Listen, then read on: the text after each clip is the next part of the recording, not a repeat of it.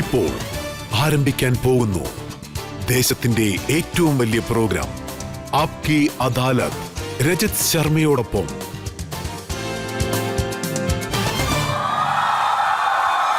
നമസ്കാരം. വരൂ, ആപ്കി അദാലത്തിലെ ഇന്നത്തെ വിചാരണ നമുക്ക് ആരംഭിക്കാം. ആപ്കി അദാലത്തിലെ ഇന്നത്തെ നമ്മുടെ അതിഥി ഒരു രാഷ്ട്രീയക്കാരനാണ്. മനസ്സിൽ തോന്നുന്ന കാര്യങ്ങൾ ധൈര്യത്തോടെ പറയുന്ന വ്യക്തിയാണ്. ബീഹാറിൽ നിന്നും വന്നിരിക്കുന്നു. BJPയുടെ സീനിയർ ലീഡറാണ്. ഇദ്ദേഹം ശിവന്റെ ഭക്തനാണ്.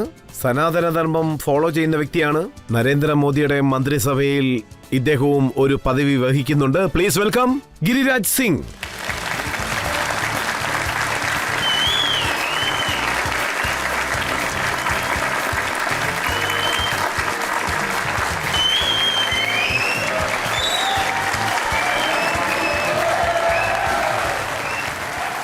ആപ്കി അദാലത്തിൽ അടുത്തതായി നമ്മൾ ജഡ്ജിയെ വിളിക്കാൻ പോവുകയാണ്. ഇന്നത്തെ ജഡ്ജിയായിട്ട് വരുന്ന ആൾ ഒരു സീനിയർ ജേർണലിസ്റ്റാണ്. അനുഭവമുള്ള പത്രപ്രവർത്തകനാണ്, എഴുത്തുകാരനാണ്, സോഷ്യൽ ആക്ടിവിസ്റ്റാണ്. Please welcome Sudhanshu Ranjan.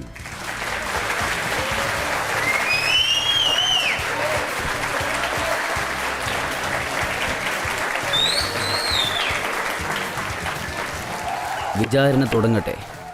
വരൂ, ആപ്കി അദാലത്തിൽ നമ്മൾ ഇന്ന് വിചാരണ തുടങ്ങാൻ പോവുകയാണ്. ഗിരിരാജ് സിംഗിന്റെ മേൽ ചുമത്തപ്പെട്ട ആദ്യത്തെ കുറ്റാരോപണം. ആപ്കി അദാലത്തിൽ സെൻട്രൽ മിനിസ്റ്റർ ഗിരിരാജ് സിംഗിന്റെ മേൽ ചുമത്തപ്പെട്ട കുറ്റാരോപണം ഇദ്ദേഹം നാഗരികമില്ലാത്ത രീതിയിൽ സംസാരിക്കുന്നു എന്നുള്ളതാണ്. ഗിരിരാജ് സിംഗ് സാർ, താങ്കളുടെ പാർട്ടി ഹരിയാനയിൽ ഇലക്ഷനിൽ ജയിച്ചിരിക്കുകയാണ്. നിങ്ങൾ സന്തോഷമായിട്ടിരിക്കേണ്ട സമയമാണ്. നിങ്ങൾ സന്തോഷമായിട്ടിരിക്കേണ്ട സമയത്ത് താങ്കൾ എന്താണ് പറഞ്ഞിരിക്കുന്നതെന്ന് വെച്ചാൽ രാഹുൽ ഗാന്ധിക്ക് നാണോ മാനോ ഇല്ല. രാഹുൽ ഗാന്ധി ക്ഷമ ചോദിക്കണം. രാഹുൽ ഗാന്ധി വിടുവായനാണ്. ഇത് നോക്കൂ സർ, രാഹുൽ ഗാന്ധിയെ ഞാൻ എന്തിനാണ് ബഹുമാനിക്കുന്നത് എന്നാണ് ഞാൻ നിങ്ങളോട് ചോദിക്കുന്നത്. വിദേശ രാജ്യങ്ങളിൽ പോയിട്ട് നമ്മുടെ സ്വന്തം രാജ്യത്തെ അദ്ദേഹം മോശമായി കാണിക്കുന്നു. അദ്ദേഹത്തെ നാണം കെട്ടവനെന്നല്ലെങ്കിൽ പിന്നെ ഞാൻ വേറെ എന്ത് വിളിക്കാനാ?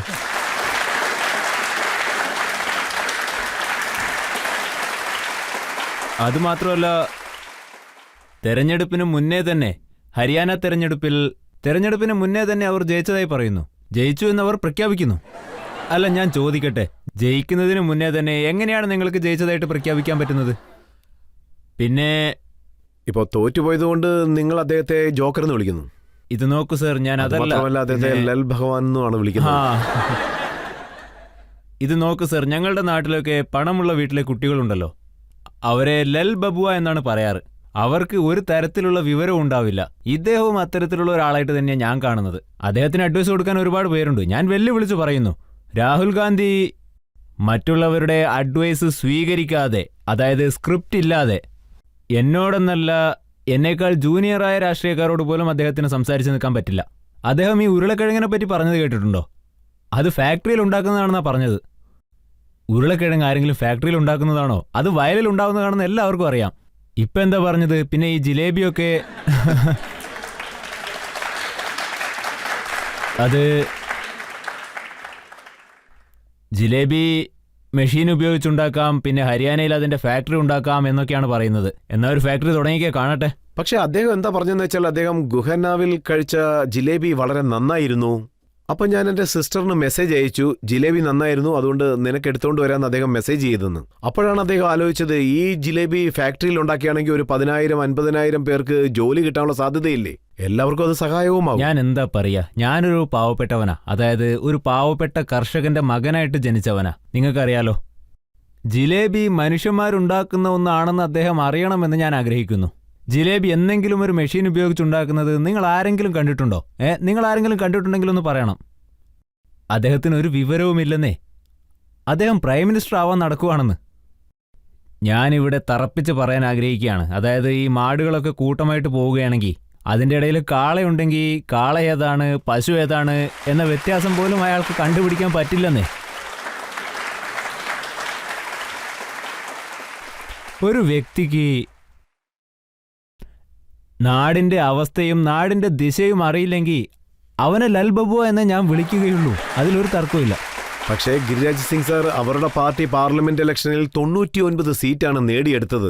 അവർ വളരെയധികം സന്തോഷപ്പെട്ടു. ഹരിയാന ഇലക്ഷന് മുമ്പ് ഞാൻ തന്നെ നേരിട്ട് കണ്ടൊരു കാര്യമാണ്. അവർ പറയുന്നത് രാഹുൽ ഗാന്ധി വരുന്നതിന് മുമ്പ് ഇവിടെ വെറും കാറ്റ് മാത്രമേ ഉള്ളായിരുന്നു, ഇപ്പോൾ ഒരു കൊടുങ്കാറ്റടിക്കുകയാണ്. ആ കൊടുങ്കാറ്റ് BJP ഇല്ലാതെ പോകുന്നു. ഇത് നോക്കിക്കേ, ബീഹാറിൽ ഞങ്ങൾ ഇതിനെ തത്രോളജി എന്നാണ് പറയാറ്. അതായത് പെരുപ്പിച്ച് പറയുക. ഞാനൊരു കാര്യം ചോദിക്കട്ടെ, 3ാമത്തെ തവണയും തെരഞ്ഞെടുപ്പിൽ മത്സരിച്ച് തോറ്റു. പക്ഷെ അദ്ദേഹം ഇന്ന് രാജ്യത്ത് എന്താ ചെയ്യുന്നത്? ഞാൻ മോദിയെ തോൽപ്പിച്ചു എന്നും പറഞ്ഞ് നടക്കുകയല്ലേ? വിഡ്ഢിത്തമല്ലേ ഇത്? നിങ്ങളെ കൊണ്ട് 3 തവണയായിട്ട് 100 സീറ്റ് പോലും വിജയിക്കാൻ പറ്റിയില്ല. പിന്നെ എങ്ങനെയാ സന്തോഷിക്കാൻ പറ്റുന്നത്? ഞങ്ങളുടെ മുന്നിൽ മോദിജി ഭയന്നു, തോറ്റു എന്നൊക്കെയല്ലേ നിങ്ങൾ പറയുന്നത്? അദ്ദേഹം എന്താ പറയുന്നത് വെച്ചാൽ, പാർലമെന്റിൽ മോദിയെ വളരെ അടുത്ത് ഞാൻ കാണുന്നുണ്ട്. അദ്ദേഹം പേടിച്ചിരിക്കുകയാണ്. മോദി ഗവൺമെന്റ് നടത്തിയാലും പ്രതിപക്ഷമായ ഞങ്ങളും ഗവൺമെന്റ് നടത്തുകയാണ്. അദ്ദേഹം എന്തോ തെറ്റിദ്ധരിച്ചുകൊണ്ട് പറയുകയാണെന്നാ തോന്നുന്നത്. ഈ കുരുവിയുടെ ഒക്കെ കൂടുണ്ടല്ലോ മരത്തിന്റെ മേലെ ഇങ്ങനെ തൂങ്ങിക്കിടക്കുന്ന, അത് വിചാരിക്കും ആകാശം എന്റെ സ്വന്തമാണെന്ന്. ഞാൻ പറയുന്നത് ഇദ്ദേഹത്തിന്റെ ചിന്തയും അതുപോലെ തന്നെയാണെന്നാണ്. ഇദ്ദേഹത്തെക്കാളും ഒരു അറിവില്ലാത്ത രാഷ്ട്രീയക്കാരൻ ഇതുവരെ ഉണ്ടായിട്ടില്ല എന്ന് ഞാൻ പറയും. അദ്ദേഹത്തിന് സ്വന്തം രാജ്യത്ത് എന്ത് സംസാരിക്കണം, വിദേശ രാജ്യത്ത് എന്ത് സംസാരിക്കണമെന്ന ബോധം പോലും ഇല്ല. അഹങ്കാരം കാരണം വളർന്നിരിക്കുകയാണ് അദ്ദേഹം. അദ്ദേഹം എന്താ വിചാരിക്കുന്നതെന്ന് വെച്ചാൽ, ഈ പദവിയിലിരിക്കാനുള്ള അധികാരം ഗാന്ധി കുടുംബത്തിൽ നിന്നുള്ളവർക്ക് മാത്രമേ ഉള്ളൂ എന്നാണ്. പാവപ്പെട്ടവരുടെ മക്കൾ, കർഷകരുടെ മക്കൾ, ഇവരൊക്കെ എവിടെ നിന്ന് വരാനാണ്? ഇവരൊരു ഭ്രമത്തിൽ ജീവിക്കുകയാണെന്നാണ് എൻ്റെ അഭിപ്രായം. എന്നാൽ ഇപ്പം നോക്കുമ്പോൾ ആ ഭ്രമമൊക്കെ മാറിയെന്നും തോന്നുന്നു. രാഹുൽ ഗാന്ധിയുടെ സുരക്ഷാ ഉദ്യോഗസ്ഥനായ ഒരാളുണ്ടല്ലോ, അവരുടെ ലീഡർ ഖാർഗെ സർ. അദ്ദേഹം എന്നും രാഹുൽ ഗാന്ധിക്ക് വേണ്ടി കൈയടിച്ചുകൊണ്ടേയിരിക്കും. ഞാൻ അദ്ദേഹത്തിന്റെ അടുത്ത് എന്താ പറഞ്ഞതെന്ന് വെച്ചാ, രാഹുൽ ഗാന്ധിയുടെ അഡ്രസ് ഒന്ന് പറഞ്ഞു തന്നാ ഞാൻ ആ അഡ്രസ്സിലേക്ക് കുറച്ച് ജിലേബി അയക്കാമെന്ന്. പക്ഷേ ഗിരിരാജ് സാർ, ഖാർഗെ സാർ എന്താ പറഞ്ഞെന്ന് വെച്ചാ, മോദിയെ പദവിയിൽ നിന്ന് എടുക്കുന്നത് വരെ ഞാൻ ചാവില്ലെന്നാണ് അദ്ദേഹം പറയുന്നത്. ഞാൻ അദ്ദേഹത്തിന് ദീർഘായുസിന് വേണ്ടി പ്രാർത്ഥിക്കുകയാണ്. മോദിജി 100 വർഷം ഇവിടെ ഉണ്ടാവും. നിങ്ങൾ ആരും ഒന്നുകൊണ്ടും പേടിക്കേണ്ടതില്ല. നിങ്ങൾക്കും വളരെ റിലാക്സ്ഡ് ആയിട്ട് മരണമില്ലാത്ത രീതിയിൽ ജീവിക്കാം. ഹരിയാനയിൽ ഇത്രയും സീറ്റ് കിട്ടുമെന്ന് BJPക്ക് പോലും വിശ്വാസമില്ലായിരുന്നു. അതായത് 3ാമത്തെ പ്രാവശ്യം ഇങ്ങനെ ജയിക്കുമെന്നുള്ള വിശ്വാസമില്ലായിരുന്നു. അപ്പോൾ എങ്ങനെയാണ് ഇങ്ങനെ വിജയിക്കാൻ സാധിച്ചത്? അത് പറയും. കളിമണ്ണ് കൊണ്ടുണ്ടാക്കിയ ഒരു കലം വീണ്ടും വീണ്ടും അങ്ങനെ ഉപയോഗിക്കാൻ പറ്റില്ല. ഇത് ഞങ്ങളുടെ ഗ്രാമത്തിലുള്ളൊരു പഴഞ്ചൊല്ല. നമ്മുടെ പാർലമെന്റിലേക്കുള്ള തെരഞ്ഞെടുപ്പിൽ ഈ ഛന്നഭിന്നമായി കിടക്കുന്ന ഗ്യാങ് ഒരു വ്യാജമായിട്ടുള്ള വാർത്ത പുറത്തുവിട്ടു. ഒരു ചെറിയ ബുക്ക് നിങ്ങൾ TV-യിൽ കണ്ടിട്ടുണ്ടാവും. അതിനെയാണ് കോൺസ്റ്റിറ്റ്യൂഷൻ എന്ന് പറയുന്നത്. അതിലെന്താണ് എഴുതിയിട്ടുള്ളത്? അതിനകത്ത് പാട്ടുകൾ എഴുതിയിട്ടുണ്ടോ? അതൊരു ബുക്കാണോ? ആ കോൺസ്റ്റിറ്റ്യൂഷൻ ആരാണ് എഴുതിയത്? പിന്നെ കോൺസ്റ്റിറ്റ്യൂഷനിലെ അനുച്ഛേദം 41 എന്താണ് പറയുന്നതെന്നും അദ്ദേഹത്തോട് ചോദിച്ചാൽ അദ്ദേഹത്തിന് ഉത്തരവുണ്ടാവില്ല. അദ്ദേഹം ചുമ്മാ കോൺസ്റ്റിറ്റ്യൂഷനെ പൊക്കി പിടിച്ച് നടക്കുകയാണ്. ഇവരൊക്കെ കോൺസ്റ്റിറ്റ്യൂഷൻ എന്ന് പറഞ്ഞ് അതായത് കോൺസ്റ്റിറ്റ്യൂഷൻ അപകടത്തിലാണ് എന്നൊക്കെ പറഞ്ഞ് റിസർവേഷനും അപകടത്തിലാണ് എന്നൊക്കെ വ്യാജ വാർത്തകൾ ഉണ്ടാക്കി. ഇത്തവണയും അവരൊക്കെ അത് തന്നെയാണ് ചെയ്യുന്നത്. അതുകൊണ്ട് ജനങ്ങൾ എന്ത് ചിന്തിച്ചു? നിങ്ങൾക്ക് എങ്ങനെയെങ്കിലും ഒരു ശിക്ഷ തന്നേ തീരുമെന്ന്. അതുപോലെ അവർ കൊടുക്കുകയും ചെയ്തു. ഒരു പക്ഷേ ഈ പ്രാവശ്യം BJP 400 സീറ്റുകൾ താണ്ടുകയാണെങ്കിൽ മോദിജി ഭരണഘടനയെ തന്നെ മാറ്റുമെന്നാണ് അവർ പറയുന്നത്. റിസർവേഷൻ ഇല്ലാതാക്കും. അങ്ങനെ റിസർവേഷൻ ഇല്ലാതാക്കിയാൽ ദളിതർക്കല്ലേ അത് കൂടുതൽ പ്രശ്നം ഉണ്ടാക്കുക. ഇത് നോക്ക്, ചില സമയങ്ങളിൽ ഈ വ്യാജ വാർത്തകൾ ഉണ്ടാക്കുന്നവർ അവരുടെ ലക്ഷ്യം നേടുന്നുവെന്ന് പറയാം. നരേന്ദ്രമോദിജി റിസർവേഷൻ സംരക്ഷിക്കുവാൻ വേണ്ടി ഒരുപാട് കാര്യങ്ങൾ ചെയ്തിട്ടുണ്ട്. വേറെ ഏത് പ്രധാനമന്ത്രിയാണെങ്കിലും ഇതുപോലുള്ള കാര്യങ്ങൾ ചെയ്യുകയില്ലായിരുന്നു. അത് SC/ST വിഭാഗങ്ങളുടെ റിസർവേഷൻ ആണെങ്കിലും കോർട്ട് വെർഡിക്റ്റ് കൊടുത്തിട്ടുണ്ടല്ലോ, അതിനെയും അദ്ദേഹം നേരെയാക്കിയിട്ടുണ്ട്. പിന്നെ OBC വിഭാഗങ്ങൾക്ക് ഒരു കമ്മീഷൻ ഉണ്ടായിരുന്നു, അതിനെയും അദ്ദേഹം ശക്തിപ്പെടുത്തി. അതുമാത്രമല്ല, സാധാരണ ജനങ്ങൾക്കും അദ്ദേഹം 10% റിസർവേഷൻ കൊടുത്തു. ഇതാണ് നരേന്ദ്രമോദിജി കോൺസ്റ്റിറ്റ്യൂഷന് നൽകിയ ഒരു വലിയ സമർപ്പണമെന്ന് പറയാവുന്നത്. ഈയിടെയായിട്ട് പ്രതിപക്ഷം ജാതി ജാതി ജാതി എന്നും പറഞ്ഞ് നടന്നുകൊണ്ടിരിക്കുകയാണ്. ഈ ലോകസുന്ദരി മത്സരത്തിന്റെ പ്ലാറ്റ്ഫോം ഒന്നുണ്ടല്ലോ, നിങ്ങൾക്കറിയാലോ. ഈ പറയുന്ന ബ്യൂട്ടി കോമ്പറ്റീഷനകത്ത് ബാക്ക്വേർഡ് ക്ലാസ്സസ് ഉണ്ട്, ആദിവാസികളുണ്ട്. അപ്പോൾ ഇതിലൊക്കെ എന്ത് ന്യായമാണല്ലോ എന്ന് നിങ്ങൾ തന്നെ ഒന്ന് പറഞ്ഞേ. അദ്ദേഹം ജാതി ജാതി എന്ന് എല്ലാവരുടെ അടുത്തും പറയുന്നു. എന്നാൽ അദ്ദേഹത്തിന്റെ ജാതി ഏതാണെന്ന് ആരോടും പറയുന്നതുമില്ല. ഞാൻ അദ്ദേഹത്തെ വെല്ലുവിളിക്കുകയാണ്. രാഹുൽജി, നിങ്ങൾ പറയൂ, നിങ്ങളുടെ ജാതി ഏതാണ്? നിങ്ങളുടെ പിതാവിന്റെ ജാതി ഏതാണ്? നിങ്ങളുടെ മുത്തശ്ശന്റെ ജാതി ഏതാണ്? നിങ്ങളിങ്ങനെ മറ്റുള്ളവരുടെ അടുത്ത് ചോദിക്കുന്നതിന് മുന്നേ നിങ്ങളുടെ ജാതി ഏതാണെന്ന് നിങ്ങൾ പറയണം. രണ്ട് കാര്യങ്ങളാണ് ഇവിടെ പറയുന്നത്. ഒന്ന് ഭരണഘടനയുമായി ബന്ധപ്പെട്ടത്, മറ്റൊരു കാര്യം ഇത് അംബാനിയുടെയും അദാനിയുടെയും ഗവൺമെന്റ് ആണെന്ന്. രാമക്ഷേത്രത്തിന്റെ പ്രാണപ്രതിഷ്ഠ നടക്കുന്ന സമയത്ത് അംബാനി ഉണ്ടായിരുന്നു, അദാനി ഉണ്ടായിരുന്നു, അമിതാഭ് ബച്ചൻ ഉണ്ടായിരുന്നു. അവിടെ ഐശ്വര്യ റായ് ഡാൻസ് കളിച്ചെന്നും പറയുന്നു. ചെച്ചെ, ഈ രാഹുൽ ഗാന്ധി തുടക്കം മുതൽ തന്നെ സനാതനധർമ്മത്തെ മോശമാക്കി കാണിക്കുകയാണ്. അതുപോലെ തന്നെ ഇത് ഇന്ത്യൻ സനാതനധർമ്മത്തിനൊരു അപമാനമാണ്. അദ്ദേഹം എന്താ ചിന്തിക്കുന്നതെന്ന് എനിക്കറിയില്ല. ഇവിടെ പ്രശ്നങ്ങളുണ്ടാക്കി, ഇവിടെ യുദ്ധങ്ങളുണ്ടാക്കി സുഖമായിട്ട് ഇറ്റലിയിൽ പോകാമെന്നാണോ അദ്ദേഹം വിചാരിക്കുന്നത്? നമ്മളെല്ലാവരും ഇവിടെ തന്നെ ഉണ്ട്. മോദി സാറും ഇവിടെ തന്നെ ഉണ്ടാവും. അദ്ദേഹത്തിന് പോകണമെന്നുണ്ടെങ്കിൽ എന്നേ പോകാമായിരുന്നു. നമ്മളൊക്കെ എങ്ങോട്ട് പോകാനാ? ഇവിടെ അങ്ങനെ ഒളിച്ചോടുന്നവർ ആരാ ഉള്ളത്? സോ സനാതനധർമ്മത്തെ ഇങ്ങനെ മോശമായിട്ട് പറയുന്നത് അത് സനാതനധർമ്മത്തെ അപമാനിക്കുന്നതിന് തുല്യമാണ്. നോക്കൂ സാർ, ഹരിയാനയിലെ ഇലക്ഷന്റെ സമയത്ത് അദ്ദേഹം ജനങ്ങളോട് എന്ത് പറഞ്ഞെന്ന് വെച്ചാ, പ്രാണപ്രതിഷ്ഠയുടെ സമയത്ത് പണക്കാര് മാത്രമേ ഉള്ളൂ, പാവപ്പെട്ടവരായിട്ട് ആരുമില്ലെന്ന്. ചിച്ച് അദ്ദേഹത്തിന് വേണമെങ്കിൽ എന്റെ കണ്ണട ഞാൻ കൊടുക്കാം. ഇത് വെച്ച് നോക്കിക്കോട്ടെ. ഇതിലൂടെ എല്ലാം വളരെ വ്യക്തമായിട്ട് കാണാം. ഞാൻ കൊടുക്കട്ടെ? മോദിജി സർ എന്ത് കാര്യമാണ് ചെയ്തിരിക്കുന്നതെന്ന് വെച്ചാൽ, അന്ന് പ്രാണപ്രതിഷ്ഠയുടെ അന്ന് ക്ഷേത്രം ക്ലീൻ ചെയ്യുന്ന ആളുകളുണ്ടല്ലോ, അവരുടെ കാല് കഴുകാൻ പോലും മോദിജി തയ്യാറായിട്ടുണ്ട്. ഇതുവരെ ആരും തന്നെ അതായത് നെഹ്റു കുടുംബത്തിലെ ആരും തന്നെ ക്ലീൻ ചെയ്യുന്നവർക്ക് ഇത്തരം ഒരു ബഹുമാനം കൊടുത്തിട്ടുണ്ടാവില്ല എന്ന് ഞാൻ പറയും. അത്തരത്തിലൊരു ബഹുമതിയാണ് മോദിജി നൽകിയത്. അദ്ദേഹത്തിന്റെ മുന്നിൽ എല്ലാവരും തുല്യരാണ്. പബ്ലിക്കിന് ആർക്കെങ്കിലും ചോദിക്കണേ ചോദിക്കാം. എൻ്റെ ചോദ്യം എന്താണെന്ന് വെച്ചാൽ, രാഹുൽ ഗാന്ധി സാറ് കുറേ പ്രാവശ്യം വിദേശത്തേക്ക് പോകുന്നു, EVM-നെതിരായി സംസാരിക്കുന്നു, നിയമത്തിനുമെതിരായാണ് സംസാരിക്കുന്നത്. ഒരു വലിയ രാഷ്ട്രീയ നേതാവ് അദ്ദേഹത്തിന് മനസ്സിൽ തോന്നി സംസാരിക്കുന്നു. ഇതിലെന്താണ് തെറ്റുള്ളത്? ഒരു ഉദാഹരണത്തിന് പറഞ്ഞാൽ, നിങ്ങൾ നിങ്ങളുടെ ഗ്രാമത്തിലെ തന്നെ മറ്റൊരു തെരുവിലോ മറ്റൊരു വീട്ടിലോ പോയി നിങ്ങളുടെ വീടിനെ പറ്റി മോശം പറഞ്ഞാൽ നിങ്ങളെ ആളുകൾ നല്ലവനായിട്ട് കാണുമോ മോശക്കാരനായിട്ട് കാണുമോ? എൻ്റെ അഭിപ്രായത്തിൽ നിങ്ങളെ ഒരു നല്ലവനായിട്ട് കാണാൻ സാധ്യത കുറവാണ്. നിങ്ങളുടെ കയ്യിൽ അധികാരമുണ്ട്. ഈ രാജ്യത്ത് വെച്ച്, നമ്മുടെ പാർലമെന്റിൽ വെച്ച് നിങ്ങളുടെ മനസ്സിലുള്ളത് നിങ്ങൾക്ക് തുറന്നു പറയാവുന്നതാണ്. താങ്കളും വളരെ എക്സ്ട്രീമായിട്ടാണ് സംസാരിക്കുന്നത്. രാഹുൽ ഗാന്ധി വിദേശത്ത് പോയി ഇന്ത്യക്കെതിരായിട്ട് സംസാരിച്ചു, ഇന്ത്യയുടെ ജനാധിപത്യത്തെക്കുറിച്ച് സംസാരിച്ചു, അദ്ദേഹത്തിന്റെ മെമ്പർഷിപ്പ് ക്യാൻസൽ ചെയ്യണമെന്ന് താങ്കൾ പറഞ്ഞു. ഇങ്ങനെയൊക്കെ സംസാരിക്കുന്നത് ശരിയാണ്? 1976 ഈ രാജ്യത്ത് നിന്നുള്ള നമ്മുടെ പാർലമെന്റ് അംഗമായിരുന്ന ഒരാൾ വിദേശ രാജ്യത്തേക്ക് പോയിട്ട് ശ്രീമതി ഗാന്ധിയെ വളരെ മോശമായി ചിത്രീകരിച്ചു.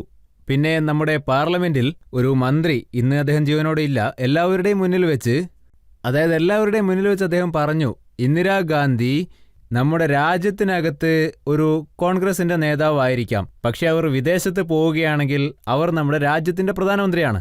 അദ്ദേഹം ഇന്ദിരാഗാന്ധി എന്തോ ചെറുതായിട്ട് പറഞ്ഞതിന് അദ്ദേഹത്തിന്റെ മെമ്പർഷിപ്പ് തന്നെ ബാൻ ചെയ്യണമെന്ന് പറഞ്ഞു. അങ്ങനെ അതിന്റെ അവസാനം അദ്ദേഹത്തിന്റെ മെമ്പർഷിപ്പ് ബാൻ ചെയ്യുക തന്നെ ചെയ്തു. ഇനി ഞാൻ പറയുന്നതിൽ എന്താ തെറ്റുള്ളത്?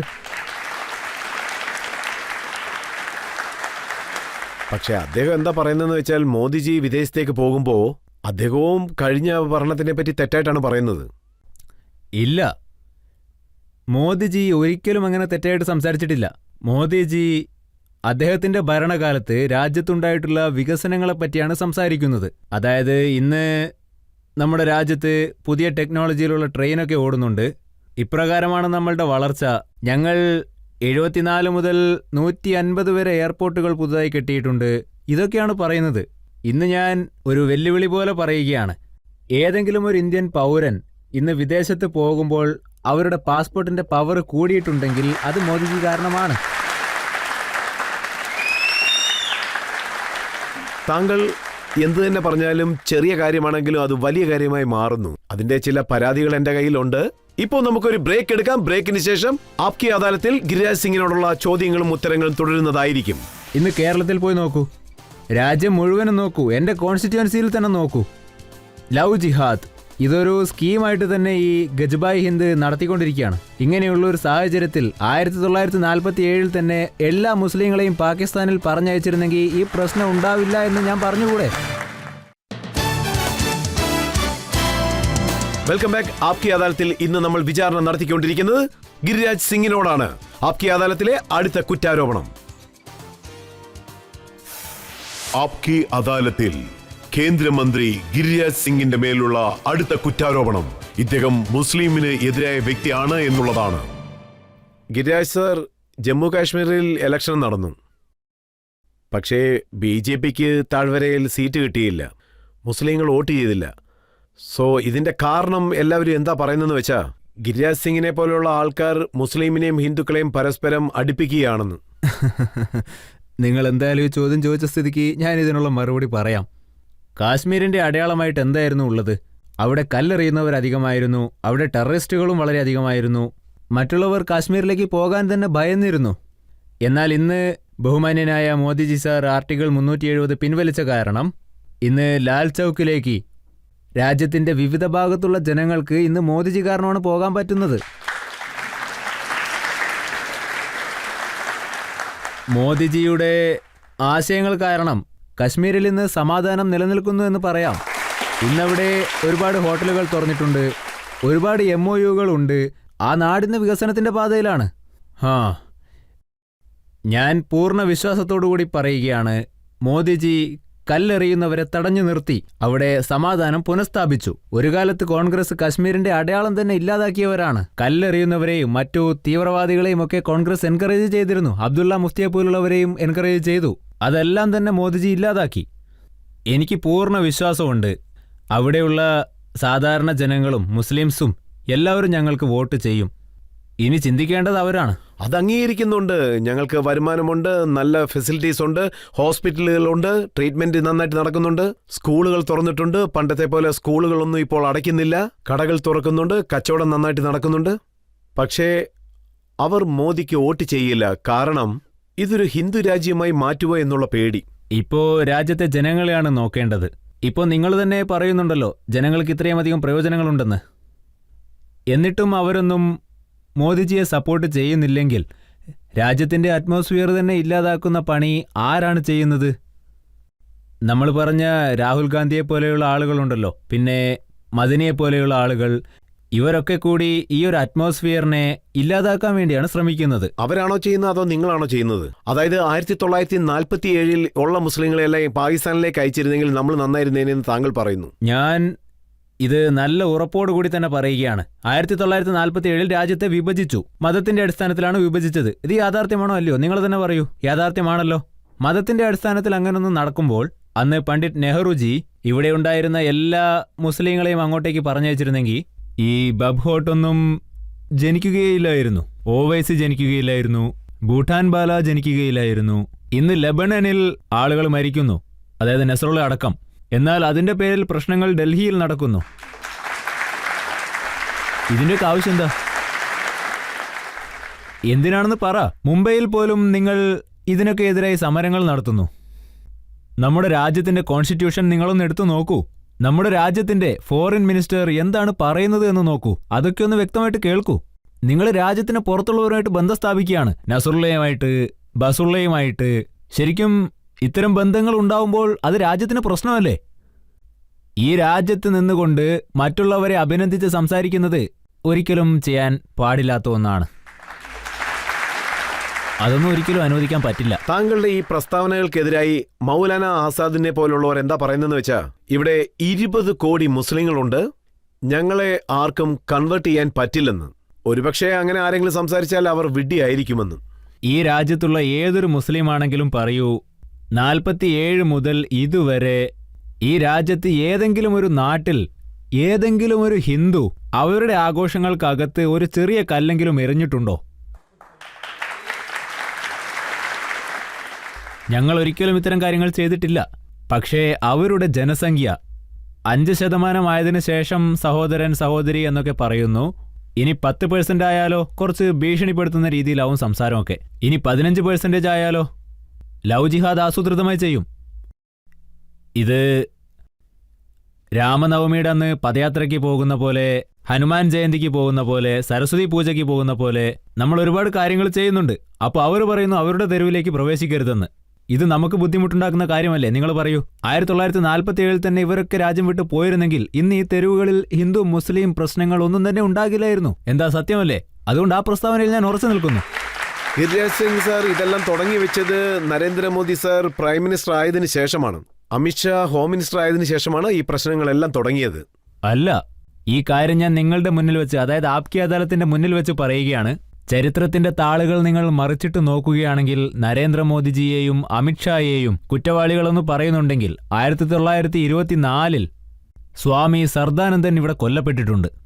എന്തുകൊണ്ടെന്നാൽ അദ്ദേഹം ഇവിടെ ഒരു മതഗുരു ആയിരുന്നു.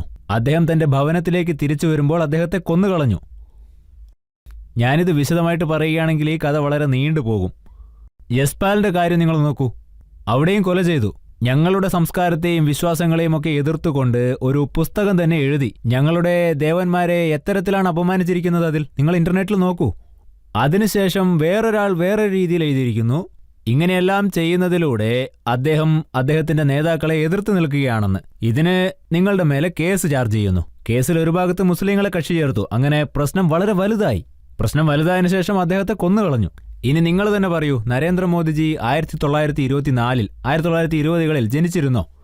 ഇനി അഥവാ അദ്ദേഹം ആ കാലഘട്ടത്തിൽ ജനിച്ചില്ലെങ്കിൽ അന്ന് ഗജ്ബായ് ഹിന്ദിന്റെ മൈൻഡ് സെറ്റിൽ 1905 തന്നെ ജിന്നയുടെ മൈൻഡ് സെറ്റ് മാറിയിരുന്നു. കാരണം ഒരുപാട് മുസ്ലിങ്ങൾ നമ്മുടെ രാജ്യത്ത് തന്നെ നിന്നു. അതെന്തിനാണെന്ന് വെച്ചാൽ ഭാവി കാലത്തിൽ വീണ്ടും ഹിന്ദുക്കളുമായിട്ട് പ്രശ്നം ഉണ്ടാക്കാൻ വേണ്ടി തന്നെയാണ്. ഇന്ന് നിങ്ങൾ കേരളത്തിൽ പോയി നോക്കൂ. കേരളത്തിൽ ഇന്ന് എന്താണ് നടക്കുന്നത്? നമ്മുടെ രാജ്യത്ത് മുഴുവൻ നോക്കൂ, അല്ലെങ്കിൽ എൻ്റെ കോൺസ്റ്റിറ്റ്യുവൻസിയിൽ നോക്കൂ. ലവ് ജിഹാദ് ഇതൊരു സ്കീമായിട്ട് തന്നെ ഈ ഗജ്ബായ് ഹിന്ദ് നടത്തിക്കൊണ്ടിരിക്കുകയാണ്. ഇങ്ങനെയുള്ളൊരു സാഹചര്യത്തിൽ 1947 തന്നെ എല്ലാ മുസ്ലിങ്ങളെയും പാകിസ്ഥാനിലേക്ക് അയച്ചിരുന്നെങ്കിൽ ഇന്ന് നമ്മുടെ രാജ്യത്ത് പ്രശ്നങ്ങൾ ഉണ്ടാവില്ല എന്ന് ഞാൻ എന്തുകൊണ്ട് പറഞ്ഞുകൂടാ? ഗിരിരാജ് സർ, ചരിത്രത്തിൽ സംഭവിച്ചതെല്ലാം ഇരിക്കട്ടെ, പക്ഷേ കഴിഞ്ഞ 10 വർഷത്തിനുള്ളിൽ ധാരാളം ആൾക്കൂട്ട വിചാരണകൾ നടക്കുന്നു. ഇത് മുഖേന മുസ്ലിങ്ങളാണ് മരണപ്പെടുന്നത്. ധാരാളം പേര് അല്ല, അതൊരിക്കലും സത്യമല്ല.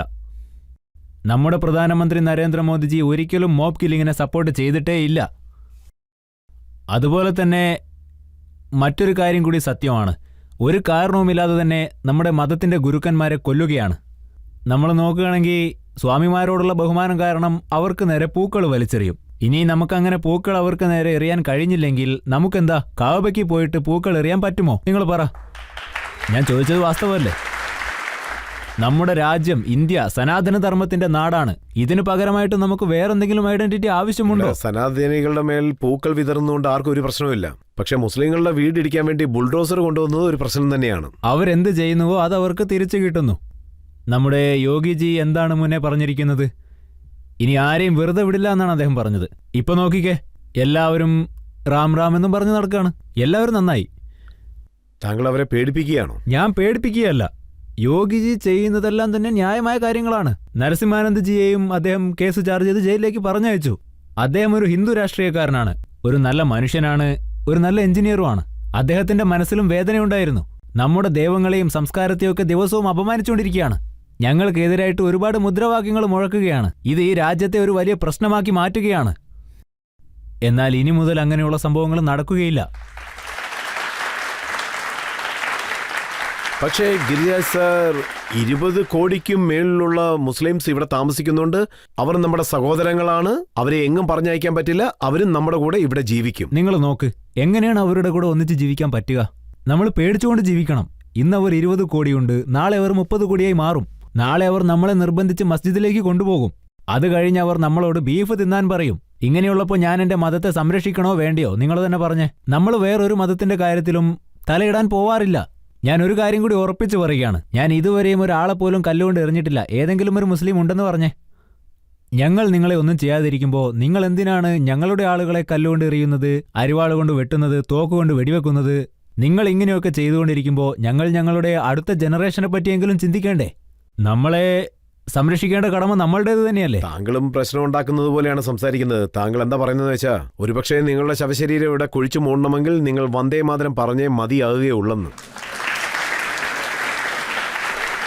നിങ്ങൾ പറയുന്നത് ഞാൻ എന്നോ പറഞ്ഞ ചില കാര്യങ്ങളൊക്കെയാണ്. ശരി, ഓക്കെ. ഒരു സംസ്ഥാനത്തെ ഒരു നേതാവുണ്ടല്ലോ, അദ്ദേഹത്തിൻ്റെ പേര് OYC. നമ്മുടെ പാർലമെന്റിനകത്ത് എപ്പോഴൊക്കെ ദേശീയഗാനം പാടുന്നുവോ അന്നൊന്നും അദ്ദേഹം അവിടെ ഉണ്ടാവില്ല. വന്ദേ മാതരം എന്ന വാക്കിനെ ബഹുമാനിക്കാത്ത ഒരു വ്യക്തി, അങ്ങനൊരു വ്യക്തിക്ക് ഈ രാജ്യം ബഹുമാനം കൊടുക്കുമെന്ന് നിങ്ങൾക്ക് തോന്നുന്നുണ്ടോ?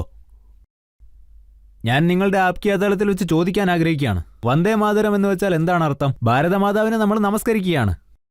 അതൊരു തെറ്റാണോ? ഇവിടെയുള്ള ശ്മശാനങ്ങളിൽ എവിടെയാണോ ഞങ്ങളുടെ പൂർവികന്മാരെ എല്ലാം അടക്കം ചെയ്തത്, അവിടെയൊക്കെ തന്നെയാണ് ഞങ്ങളെയും അടക്കാൻ പോകുന്നത്. ഇവിടുന്ന് നമ്മൾ എന്താ കൊണ്ടുപോകാൻ പോകുന്നേ? പക്ഷേ അവർ കൊണ്ടുപോകുന്നുണ്ടല്ലോ. 3 അടി 3.5 അടിയിലൊക്കെ കുഴിച്ചു വെക്കാൻ അവർക്ക് സ്ഥലം വേണം. നമുക്കതിന്റെ ആവശ്യമില്ല. ഓവൈസി സാർ എന്താ പറയുന്നത് വെച്ചാൽ, ഞാൻ എൻ്റെ അനുജനെ നിർത്തി വെച്ചിരിക്കുകയാണ്. അവൻ വളരെ ദേഷ്യക്കാരനാണ്. എൻ്റെ സ്ഥാനം അവന് നൽകുകയാണെങ്കിൽ പിന്നെ നിങ്ങളെ ആരെയും അവൻ മിച്ചം വെക്കില്ലെന്നാണ്. പകൽ സ്വപ്നങ്ങൾ യാഥാർത്ഥ്യമാവില്ല. രാജ്യത്ത് എന്നൊക്കെ പുതുതായി ഔറംഗസേബുമാർ ജനിക്കുന്നുവോ അപ്പോഴൊക്കെ മഹാറാണ പ്രതാപും ജനിക്കുന്നു എന്ന് ഞാൻ പറയും. അതുകൊണ്ട് ഇങ്ങനെയൊന്നും പറഞ്ഞ് ആരെയും പേടിപ്പിക്കാനൊന്നും പറ്റില്ല. ഓഡിയൻസിൽ ആർക്കെങ്കിലും ചോദ്യം ചോദിക്കണേ ചോദിക്കാം. സനാതനധർമ്മത്തിനെ നിങ്ങൾ ഒരുപാട് സപ്പോർട്ട് ചെയ്യുന്നുണ്ട്. അതിനെക്കുറിച്ച് സംസാരിക്കുന്നു. DMK എന്നൊരു പാർട്ടിയുണ്ട്. അവര് പറഞ്ഞു വരുന്നത് ഡെങ്കു, മലേറിയ പോലുള്ള രോഗങ്ങൾ ഇല്ലാതാക്കണമെന്നാണ്. അതിന് നിങ്ങളുടെ മറുപടി എന്താണ് സർ? ഞാൻ മുന്നേ തൊട്ടേ പറയാറുണ്ട് രാഹുൽ ഗാന്ധിജിയോട്, ഒരുപക്ഷെ അവർ നിങ്ങളുടെ മുന്നണിയിലുണ്ടെങ്കിൽ, അവർ സനാതനധർമ്മത്തെ അപമാനിക്കുന്നുണ്ടെങ്കിൽ അത് നിങ്ങളുടെ പൂർവികന്മാരെയും അപമാനിക്കുന്നതിന് തുല്യമാണ്. ഇതൊന്നും നമുക്ക് കണ്ടുകൊണ്ട് വെറുതെ ഇരിക്കാൻ പറ്റില്ല. സനാതനധർമ്മം എങ്ങനെ സംരക്ഷിക്കണമെന്ന് നമ്മുടെ യുവാക്കൾക്ക് അറിയാം. സനാതനധർമ്മത്തിൽ വിശ്വസിക്കുന്ന ഞങ്ങൾ ഒരിക്കലും മറ്റുള്ളവരുടെ നേരെ അക്രമം അഴിച്ചു വിടുകയില്ല. ഞങ്ങൾ എപ്പോഴും ലോക സമസ്ത സുഖിനോ ഭവന്തു എന്ന തത്വത്തിൽ വിശ്വസിച്ചു വരുന്നവരാണ്. ഞങ്ങൾ ഒരുപാട് വർഷങ്ങളായി ഓം ശാന്തി ശാന്തി ശാന്തി എന്ന് പറയുന്നുണ്ട്. ഇനി അങ്ങോട്ട് ഞങ്ങളത് വിപ്ലവത്തിലേക്ക് മാറ്റാനാണ് ഉദ്ദേശിക്കുന്നത്.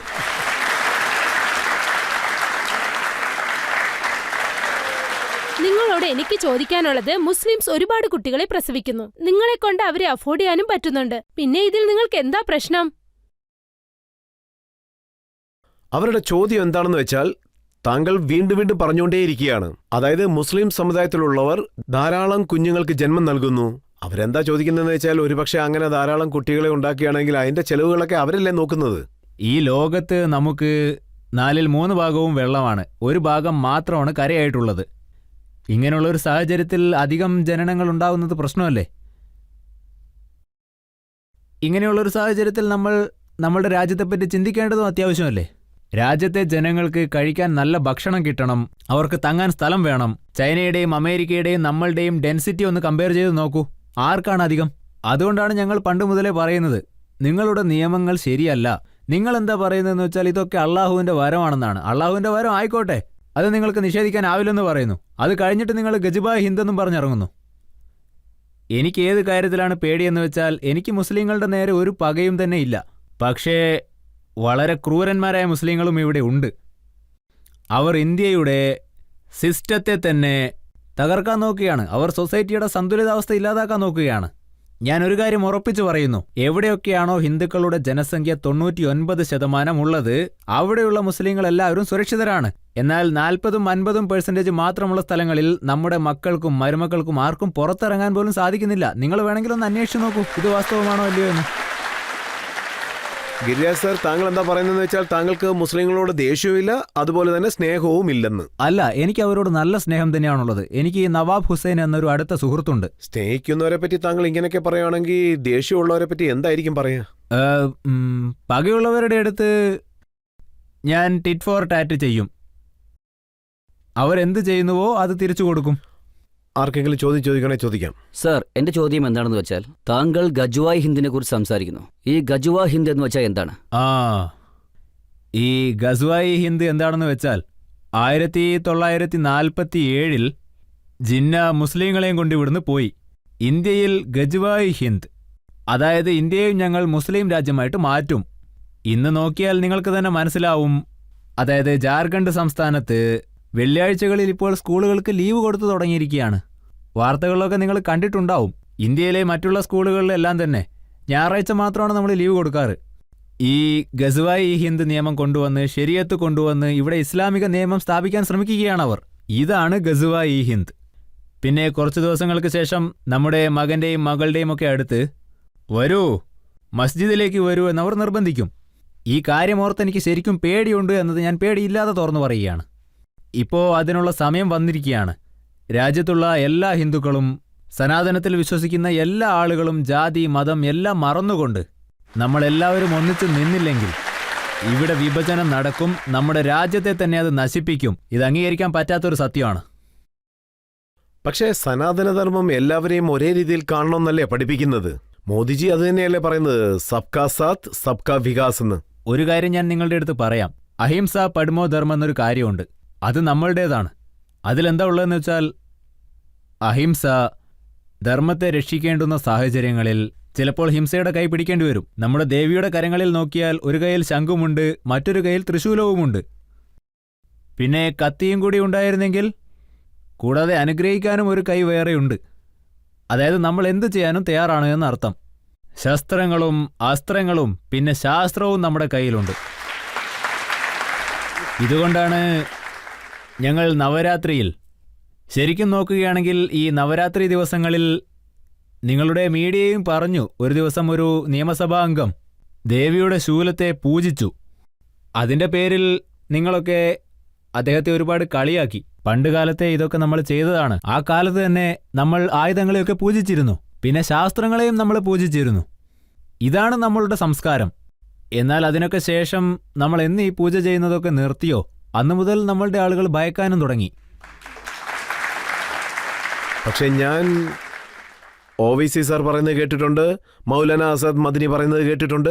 അവരൊക്കെ എന്താണ് പറയുന്നതെന്ന് വെച്ചാൽ, നിങ്ങൾക്കുള്ള അതേ അധികാരം തന്നെ ഞങ്ങൾക്ക് ഈ ദേശത്തുണ്ടെന്ന്. മോഹൻ ഭഗവതിനും ഗിരിരാജിനും എന്ത് അധികാരമാണോ ഉള്ളത് ആ അധികാരം ഞങ്ങൾക്കും ഉണ്ടെന്ന് പറയുന്നു. ഇല്ല, ഞങ്ങൾക്ക് ഇന്ന് പാകിസ്ഥാനിൽ ഒരു സ്ഥാനവുമില്ല. അവിടെയുള്ള ഹിന്ദുക്കളൊക്കെ എങ്ങോട്ട് പോയി? ആരും കണ്ണീരൊഴുക്കിയില്ല, ആരും സമരങ്ങൾ സംഘടിപ്പിച്ചില്ല, ആരും തന്നെ റോഡ് ഉപരോധിക്കുകയോ മുദ്രാവാക്യങ്ങൾ മുഴക്കുകയോ ചെയ്തില്ല. ഇന്ന് ബംഗ്ലാദേശിൽ നടക്കുന്ന സംഭവങ്ങൾ നിങ്ങൾ കാണുന്നുണ്ടാവും. ഇന്ത്യയെയും പാകിസ്ഥാനെയും എന്തിനാണ് വിഭജിച്ചത്? ജിംനയ്ക്ക് അങ്ങോട്ട് പോകണമെന്നുണ്ടായിരുന്നു, അതുകൊണ്ട് വിഭജനം നടന്നു. ഈ രാജ്യം ഹിന്ദുക്കൾക്ക് വേണ്ടി രൂപം കൊണ്ടതാണ്. എന്നാൽ ഇന്ന് നമ്മുടെ അത്ര തന്നെ അവകാശം അവർക്കും ഉണ്ടെന്ന് പറയുന്നു. ആദ്യം ഇതാണ് അവർ മനസ്സിലാക്കേണ്ടത്. ഞാൻ അങ്ങനെ ഇല്ല എന്നൊന്നും പറയുന്നില്ല. പക്ഷേ നിങ്ങളിവിടെ തങ്ങാൻ ആഗ്രഹിക്കുന്നുണ്ടെങ്കിൽ എല്ലാവരുമായിട്ടും ഒന്നിച്ചു നിൽക്കണം. പകരം നിങ്ങൾ മറ്റുള്ളവരെ തുറച്ചു നോക്കേണ്ട ആവശ്യം എന്താ? പിന്നെ ഞങ്ങളുടെ ദൈവങ്ങളുടെ നേരെ നിങ്ങൾ കല്ലെടുത്തെറിയുന്നു, ഇവിടെ ഞങ്ങൾക്കും തുല്യ അധികാരമുണ്ട് എന്നൊക്കെ പറഞ്ഞാൽ എങ്ങനെ അംഗീകരിക്കാൻ പറ്റുക? ഇതൊന്നും നടക്കാൻ അനുവദിക്കില്ല. അങ്ങനെയാണെങ്കിൽ നിങ്ങളുടെ ഭരണത്തിൽ മുസ്ലിങ്ങളെല്ലാം പേടിച്ചു തന്നെ ഇരിക്കണമെന്നാണോ പറയുന്നത്? പേടിച്ചുകൊണ്ടല്ല, സഹോദരന്മാരെ പോലെ ജീവിക്കണം, സ്നേഹത്തോടെ ജീവിക്കണം, സാഹോദര്യത്വം ഉണ്ടാവണം. ഈ സമാജ്വാദിയുടെ ആളുകളൊക്കെ ഗംഗയുടെയും യമുനയുടെയും സംസ്കാരത്തെ പറ്റിയൊക്കെ പറയാറുണ്ട്.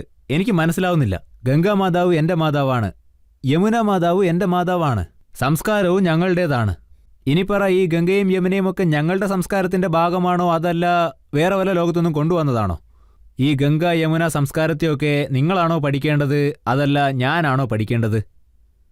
ഞാൻ ഇതാണ് ചോദിക്കാൻ ഉദ്ദേശിക്കുന്നത്. പക്ഷേ താങ്കൾ അവരെയെല്ലാം ഔറംഗസീബിന്റെ മക്കൾ, ബാബറിന്റെ മക്കൾ എന്നല്ലേ വിളിക്കുന്നത്? ഇന്ത്യ മഹാരാജ്യത്ത് എത്ര ജനങ്ങളുണ്ടെങ്കിലും, ഏത് മതത്തിൽപ്പെട്ടവരാണെങ്കിലും, അതിന് മുസ്ലിങ്ങളായാലും ഹിന്ദുക്കളായാലും എല്ലാവരും ഒരേ ജനവിഭാഗമാണ്. മുഗൾ രാജാക്കന്മാർ ഇവിടെ ആക്രമണം നടത്തി. ആ മുഗൾ രാജാക്കന്മാരെ നമുക്ക് പൂജിക്കാൻ പറ്റില്ല, അവരെ നമുക്ക് ബഹുമാനിക്കാനും പറ്റില്ല.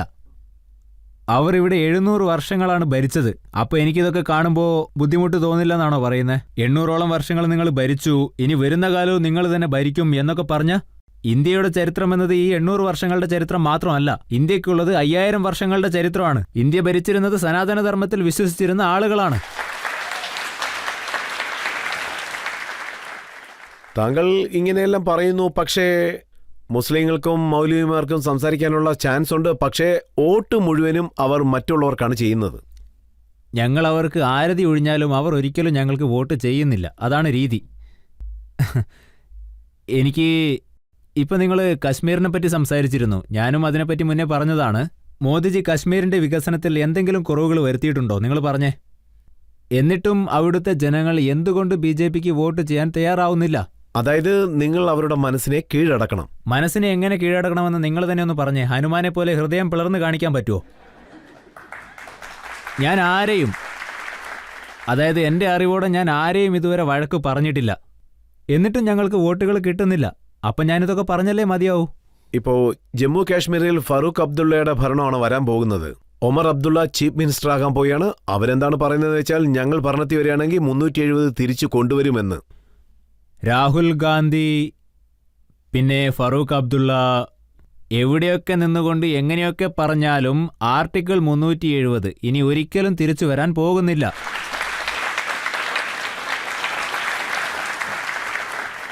ഇപ്പോൾ നമുക്കൊരു ചെറിയ ബ്രേക്ക് എടുക്കാം. ബ്രേക്കിന് ശേഷം ആപ്കി അദാലത്തിൽ ഗിരിരാജ് സിംഗിനോടുള്ള ചോദ്യങ്ങൾ തുടരുന്നതായിരിക്കും. ഒരുപാട് ബോംബ് ബ്ലാസ്റ്റുകൾ നടന്നു, ഒരുപാട് മൊഡ്യൂളുകൾ പിടിക്കപ്പെട്ടു. ഞാൻ എല്ലാ മുസ്ലിങ്ങളെയും ടെററിസ്റ്റുകളാണെന്ന് പറയുന്നില്ല, പക്ഷേ ടെററിസത്തിന്റെ പേരിൽ പിടിക്കപ്പെട്ട 99% ആളുകളും മുസ്ലിങ്ങളാണെന്നാണ് ഞാൻ പറയുന്നത്.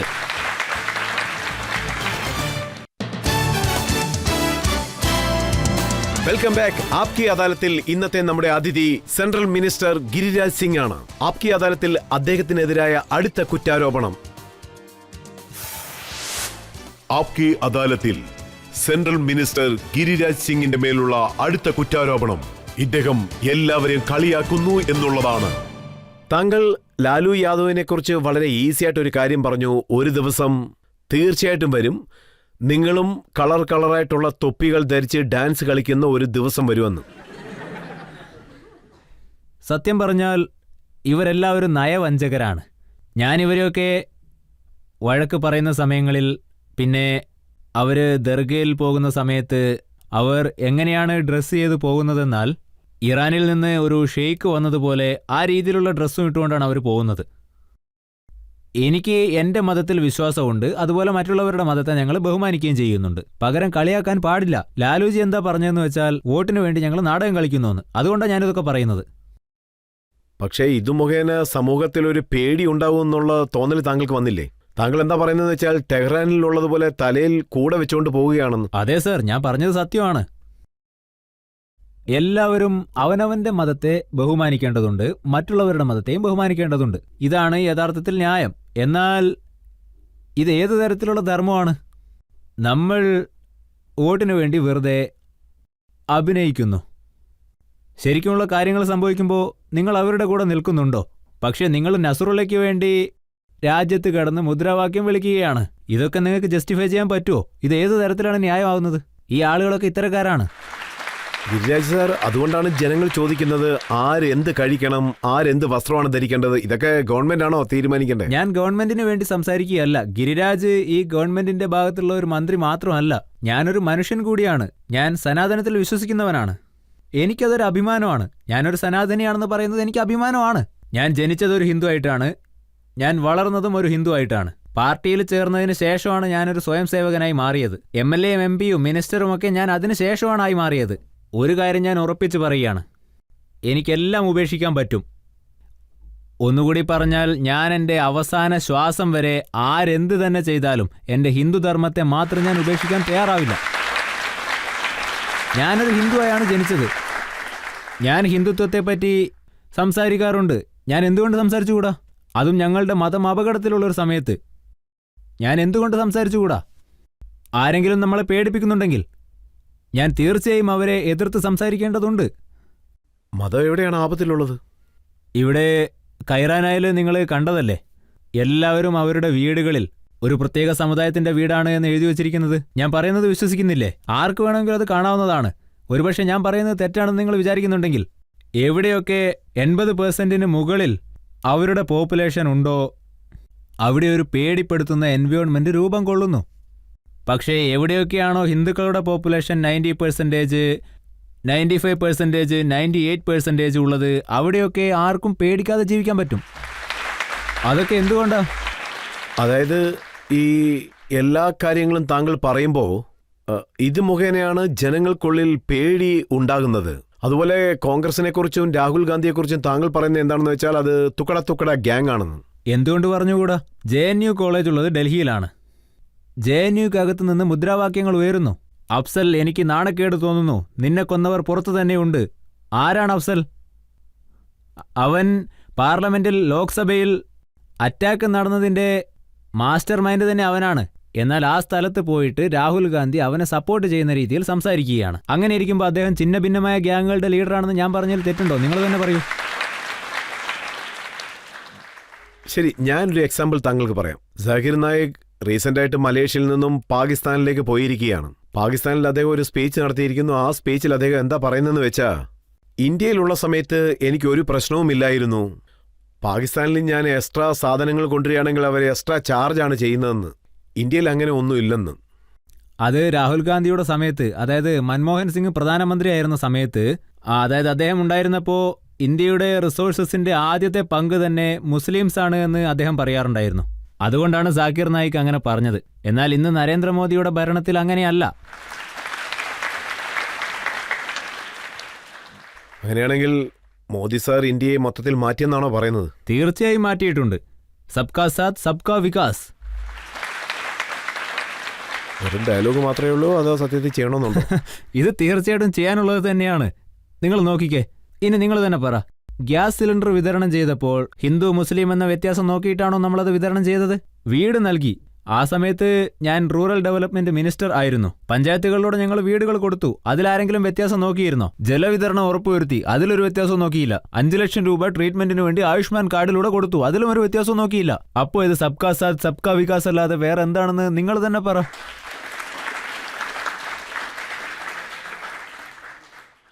പക്ഷേ അവരെന്താ പറയുന്നതെന്ന് വെച്ചാൽ ബുൾഡോസർ വെച്ച് ഇടിക്കുമ്പോൾ ഹിന്ദു മുസ്ലിം നോക്കിയോന്ന്. ഇത് അവരുടെ ചിന്തയാണ്. പക്ഷേ അവരെന്താ പറയുന്നത് വെച്ചാൽ എൻകൗണ്ടർ ചെയ്യുമ്പോൾ ഹിന്ദു മുസ്ലിം വ്യത്യാസം നോക്കുന്നുണ്ട്. ഇല്ല, കാരണം ഒരുപക്ഷെ കൊലയാളികളുണ്ടാവും, മറ്റ് മോശം വ്യക്തികളുണ്ടാവും. അവർക്കല്ലേ ശരിക്കും ശിക്ഷ കിട്ടേണ്ടത്. ആരാണോ ശരിക്കും തെറ്റ് ചെയ്യുന്നത്, അതായത് ആരാണ് യഥാർത്ഥ കൊലയാളി, ആ യഥാർത്ഥ കൊലയാളിക്കല്ലേ ശിക്ഷ കൊടുക്കേണ്ടത്. അതിലെന്താ ഇത്ര സംശയം? യോഗിജി ലൗഡ് സ്പീക്കർ ഓഫ് ചെയ്യാൻ പറഞ്ഞിട്ടുണ്ടെങ്കിൽ അത് മസ്ജിദിനും ബാധകമാണ്, ക്ഷേത്രങ്ങൾക്കും ബാധകമാണ്.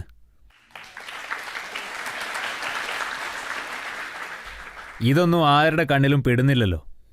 ഞാൻ എന്താ പറയുന്നതെന്ന് വെച്ചാൽ, ഒരു കയ്യിൽ ഖുറാൻ പിടിക്കുക, മറ്റൊരു കയ്യിൽ ശാസ്ത്രത്തെയും പിടിക്കുക. ഞങ്ങളുടെ നേതാക്കന്മാരും ഇതാണ് പറയുന്നത്.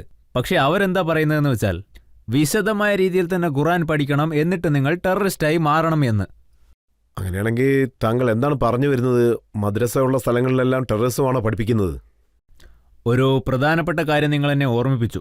1947 2000 3000 അല്ല, അതിനേക്കാൾ ഒരുപാട് മസ്ജിദുകൾ ഉണ്ടായിരുന്നു. എന്നാൽ ഇന്നത് 3 ലക്ഷത്തിലും കൂടുതലാണെന്നതാണ് വസ്തുത. രാജ്യത്തിന്റെ അതിർത്തികളിൽ, നേപ്പാളിന്റെ അതിർത്തിയിൽ ഒരുപാട് ആക്രമണങ്ങൾ നടക്കുന്നു. അവിടെ ഈയിടെയായിട്ടാണ് യോഗിജി മദ്രസകളിലെ സർവേ എടുത്തത്. അതിൽ എത്ര മദ്രസകൾ ആക്രമണം നടന്നു എന്നറിയോ?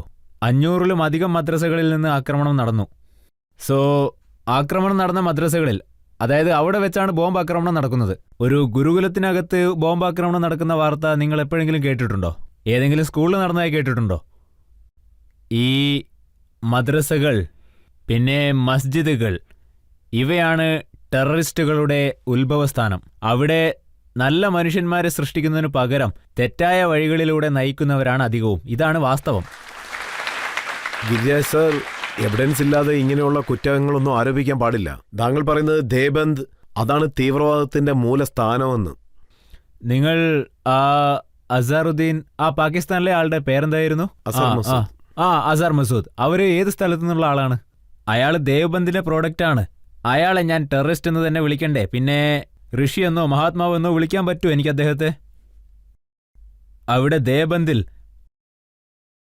ഒരുപാട് ടെററിസ്റ്റുകൾ രൂപം കൊണ്ടിട്ടുണ്ട്. ഒരുപാട് പേര് മരിച്ചും പോയിട്ടുണ്ട്. നിങ്ങൾക്കതിനെപ്പറ്റി അറിയോ?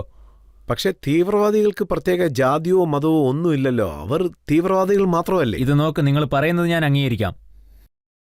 തീവ്രവാദത്തിന് വേണ്ടി ഒരാളെ പ്രേരിപ്പിച്ച് വിടുന്നത് അത് അവന്റെ മതം തന്നെയാണ്. നമ്മുടെ രാജ്യത്ത് ഇതിന്റെ പ്രധാന കാരണം എന്താണ്? ഇപ്പോൾ നരേന്ദ്രമോദിജിയുടെ ഭരണമാണ് നടക്കുന്നത്.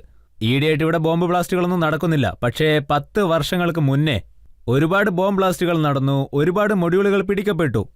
ഞാൻ എല്ലാ മുസ്ലിങ്ങളും ടെററിസ്റ്റുകളാണെന്നൊന്നും പറയുന്നില്ല.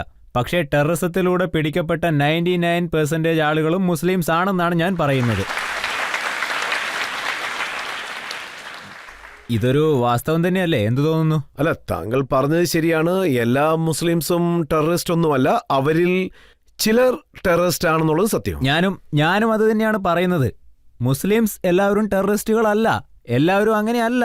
പക്ഷെ ആരൊക്കെയാണോ പിടിക്കപ്പെട്ടിരിക്കുന്നത് അവയിൽ 99%ഉം മുസ്ലിംസ് ആണ്. ഇതിനെ ഞാൻ എങ്ങനെയാ പറയേണ്ടത്? പറ, നിങ്ങൾ തന്നെ പറ. നല്ല കാര്യങ്ങൾ ചെയ്യുന്നവരെ നമ്മൾ പ്രശംസിക്കേണ്ടത് ആവശ്യമില്ല. ഞാൻ പ്രശംസിക്കുന്നുണ്ട്. അത് വലിയവരായാലും ചെറിയവരായാലും എല്ലാവരെയും ഞാൻ പ്രശംസിക്കുന്നുണ്ട്. ഞാൻ നല്ലവരെയൊക്കെ താങ്കളുടെ അടുത്തേക്ക് അയക്കാം. ഉറപ്പായിട്ടും അയച്ചോളൂ, ഞാൻ അവരെ നന്നായിട്ട് ശ്രദ്ധിക്കാം. ആപ്കി അദാലത്തിൽ ഇപ്പോൾ നമുക്കൊരു ബ്രേക്ക് എടുക്കാം. ബ്രേക്കിന് ശേഷം ഗിരിരാജ് സിംഗിനോടുള്ള ചോദ്യങ്ങൾ തുടരുന്നതായിരിക്കും. പക്ഷേ തേജസ്വി യാദവിന്റെ സ്റ്റേറ്റ്മെന്റ് ഞാൻ കണ്ടു, ബീഹാറിൽ ഇന്ന് ഉണ്ടായിരുന്നതിനേക്കാൾ വളരെ കുറവായിരുന്നു അന്നത്തെ ക്രൈമെന്ന്. കാരണം അത് അദ്ദേഹത്തിന്റെ അച്ഛനാണ് ഇതിന്റെയൊക്കെ മാസ്റ്റർ മൈൻഡ്. അപ്പോ ഇതിന്റെയൊക്കെ ലിസ്റ്റ് എന്തായാലും ഉണ്ടായില്ലേ തീരൂ. Welcome back. ആപ്കി അദാലത്തിൽ ഇന്നത്തെ നമ്മുടെ അതിഥി കേന്ദ്രമന്ത്രി ഗിരിരാജ് സിംഗ് ആണ്. ആപ്കി അദാലത്തിൽ അടുത്ത കുറ്റാരോപണം. ആപ്കി അദാലത്തിൽ കേന്ദ്രമന്ത്രി ഗിരിരാജ് സിംഗിന്റെ മേലുള്ള കുറ്റാരോപണം ഇദ്ദേഹം എല്ലാവരെയും കഷ്ടപ്പെടുത്തുന്നു എന്നുള്ളതാണ്. ഗിരിരാജ് സാർ, താങ്കളെക്കുറിച്ച് അറിയാവുന്നവർ, താങ്കളെ ചെറുപ്പകാലം മുതലേ അറിയാവുന്നവർ, താങ്കൾ അങ്ങനെയുള്ള ആളല്ലെന്നാണ് പറയുന്നത്. താങ്കളുടെ ഗ്രാമത്തിന്റെ പേര് ബഡയ്യ. ബീഹാറിലെ ഗാങ് വാറിന് വളരെ പ്രശസ്തമായ ഒരു സ്ഥലമാണ്. നിങ്ങൾ എന്താ പറയുന്നത്? താങ്കളും വലിയൊരു റൗഡി ആയിരുന്നെന്ന് കേട്ടു. രജത് സർ, നിങ്ങൾ ഈ വിഷയത്തെ എങ്ങോട്ടാണ് കൊണ്ടുപോകുന്നത്? എനിക്കൊന്നും പിടികിട്ടുന്നില്ല. എന്തായാലും ഞങ്ങളുടെ ഗ്രാമത്തിൽ ഗ്യാങ് വാറുകളൊന്നും ഉണ്ടായിരുന്നില്ല. പക്ഷേ ഞാനൊരു ചെറിയ റൗഡി തന്നെയായിരുന്നു. ആ കാര്യം ഞാൻ അംഗീകരിക്കുന്നു. താങ്കളുടെ പേര് കേൾക്കുമ്പോൾ തന്നെ അവിടെ ഉള്ളവർക്ക് പേടിയായിരുന്നു. ഹേയ്, ഒരിക്കലുമില്ല, അങ്ങനെയൊന്നുമില്ല. ഞാൻ വളരെ സാധാരണക്കാരനാണ്. പിന്നെ ഞാൻ ഫേമസ് ആയത് തന്നെ എൻ്റെ സിംപ്ലിസിറ്റിയിലൂടെയാണ്. പിന്നെ നിങ്ങൾക്ക് ഇക്കാര്യം എവിടെ നിന്ന് കിട്ടിയെന്ന് എനിക്കറിയില്ല. അല്ല, ഇതൊക്കെ നിങ്ങളോട് ആരാ പറഞ്ഞേ? ഞാൻ ഒരിക്കലും അത്തരം റൗഡിസം ഒന്നും നടത്തിയിട്ടില്ല. ഇതുവരെ ഞാൻ ഒരിക്കലും അങ്ങനെ ചെയ്തിട്ടില്ല. ഒരു ചെറിയ കത്തി പോലും എൻ്റെ കയ്യിലുണ്ടായിരുന്നില്ല. അരിവാളൊക്കെ ഉണ്ടായിരുന്നു. രജത് സർ, നിങ്ങൾ അരിവാളിനെ പറ്റി ചോദിച്ചത് കൊണ്ടൊരു കാര്യം പറയാം. ഞാനൊരു സനാതനിയാണ്. കൂടാതെ ഇന്ന് നാട്ടിലുണ്ടായിരിക്കുന്ന ഒരു അവസ്ഥയെ, അതായത് ഈ ഒരു അവസ്ഥയെപ്പറ്റി ഞാൻ എല്ലാവരുടെയും മുന്നിൽ ഒരു റിക്വസ്റ്റ് വെക്കുകയാണ്. നമ്മുടെ ദേവന്മാരും ദേവികളും അവരുടെയൊക്കെ കയ്യിൽ അസ്ത്രവുമുണ്ട്, ശസ്ത്രങ്ങളുമുണ്ട്. അതായത് നമുക്ക് രണ്ടും തന്നെ ഉണ്ട്. അതുകൊണ്ട് ഞാൻ എന്താ പറയാൻ വരുന്നതെന്ന് വെച്ചാൽ, ഓരോ സനാതനിയുടെ വീട്ടിലും അസ്ത്രവും ശസ്ത്രവും രണ്ടും തന്നെ ഉണ്ടാവണം.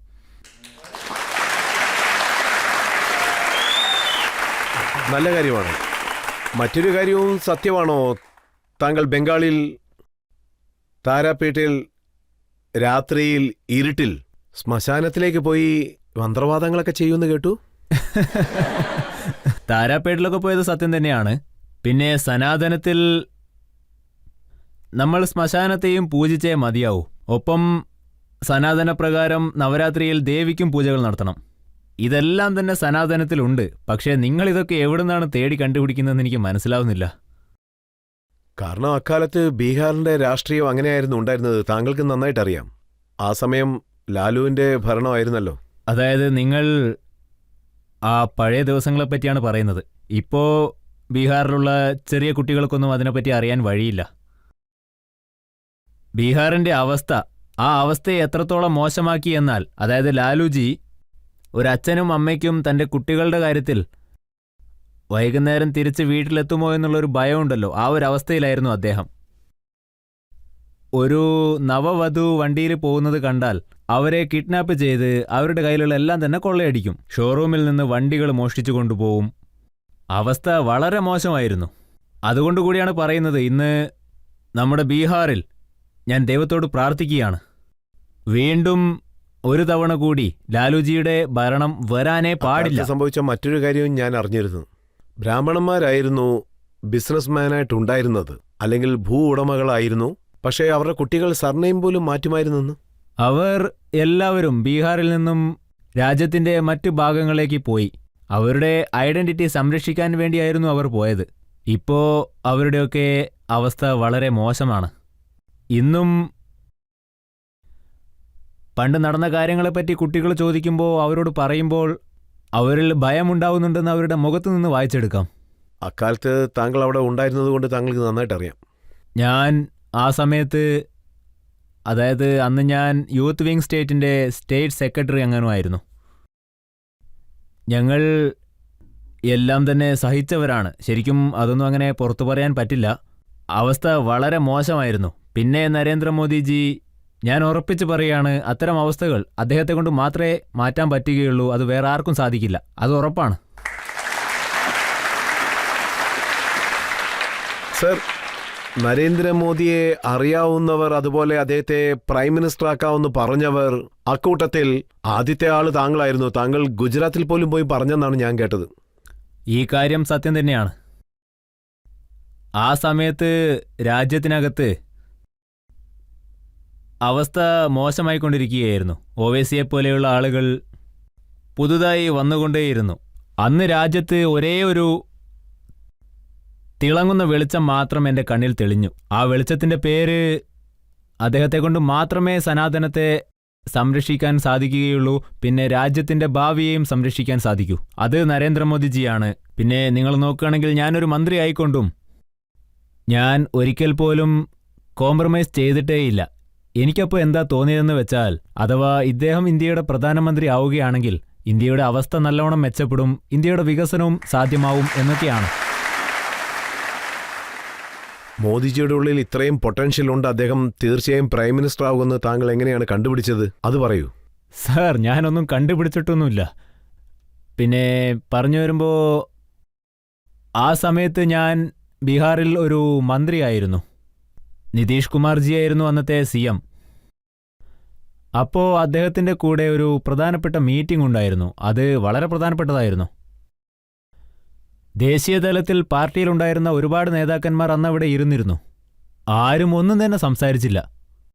ഞാൻ അന്ന് തന്നെ പറഞ്ഞു, ഇദ്ദേഹമാണ് നമ്മുടെ രാജ്യത്തിൻ്റെ തലവൻ, അതായത് നമ്മുടെ രാജ്യത്തിൻ്റെ ഭാവിയെന്ന്. അന്ന് മുതൽ എൻ്റെ മനസ്സിനകത്ത് ഒരു വിശ്വാസം കയറിക്കൂടി. ഇന്ന് ആ വിശ്വാസം യാഥാർത്ഥ്യമായി എന്നും ഞാൻ സമ്മതിക്കുകയാണ്. ഇന്ന് നമ്മുടെ രാജ്യത്തിന് നരേന്ദ്രമോദിജി സ്വാമി വിവേകാനന്ദന് ശേഷം ഇന്ത്യ മഹാരാജ്യത്തെ വലിയ ഉയരങ്ങളിൽ തന്നെ എത്തിച്ചു. ഇന്ത്യയിലെ ജനങ്ങൾ ഒരിക്കൽ പോലും ഇതൊന്നും പ്രതീക്ഷിച്ചിട്ടുണ്ടാവില്ല. ലോകത്തൊരു ജനങ്ങളും ഇതൊന്നും പ്രതീക്ഷിച്ചിട്ടുണ്ടാവില്ല. പക്ഷേ ഗിരിരാജ് സാർ, താങ്കൾ പൂർണ്ണമായും പറയുന്നില്ല. പക്ഷേ അക്കാലത്ത് താങ്കൾ പറഞ്ഞത് എന്താണെന്ന് വെച്ചാൽ, മോദിക്ക് ആരൊക്കെ വോട്ട് ചെയ്യുന്നില്ലയോ അവരെല്ലാം തീർച്ചയായും പാകിസ്ഥാനിലേക്ക് പോകണമെന്നാണ് പറഞ്ഞത്. ഞാനങ്ങനെ പറഞ്ഞിരുന്നു, ഞാൻ സമ്മതിക്കുന്നു. അതായത് നരേന്ദ്രമോദിജി ആരൊക്കെ അദ്ദേഹത്തിൻ്റെ കൂടെ നിൽക്കുന്നുവോ അത് ഈ രാജ്യത്തിനു വേണ്ടി നിൽക്കുന്നത് പോലെയാണ്. അദ്ദേഹം ഈ നാടിൻ്റെ ഒരു ഭക്തനാണ്. ഇവിടെ അദ്ദേഹം വികസനങ്ങൾ കൊണ്ടുവരുന്നു.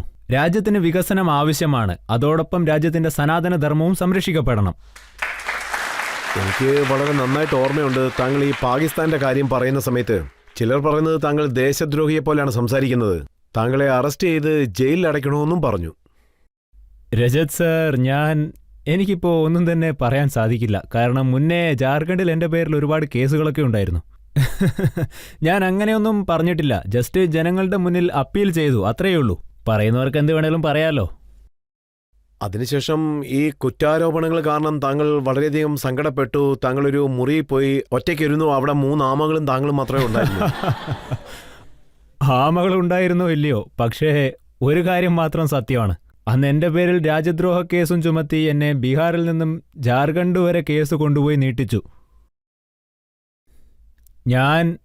ഞാൻ എങ്ങനെയൊക്കെയോ എന്നെ സംരക്ഷിച്ചു കൊണ്ടുപോയി. അതിനുശേഷം എനിക്ക് ഹൈക്കോർട്ടിൽ നിന്നും എങ്ങനെയൊക്കെയോ ബെയിൽ കിട്ടി. അതിനുശേഷം ഞാൻ എൻ്റെ റിസൾട്ടിനു വേണ്ടി നബാദയിലേക്ക് പോയി. ഞാൻ വലിയ തെറ്റ് തന്നെ ചെയ്തു. ഞാനതിന്ന് അംഗീകരിക്കുന്നു. ഇന്ന് ഞാനത് അംഗീകരിക്കാം. ഒരു കാര്യം ഞാൻ ഉറപ്പിച്ചു പറയുന്നു, നമ്മുടെ രാജ്യത്തെ ഉന്നതിയിലെത്തിക്കാനുള്ള ഒരുപാട് കാര്യങ്ങൾ നരേന്ദ്രമോദിജി ഇന്ന് ചെയ്തുകൊണ്ടിരിക്കുകയാണ്. താങ്കൾ ബീഹാറിൽ നിന്ന് വന്നിരിക്കുന്നു. അടുത്ത് വരാൻ പോകുന്ന ഇലക്ഷൻ ബീഹാറിലാണ് നടക്കുന്നത്.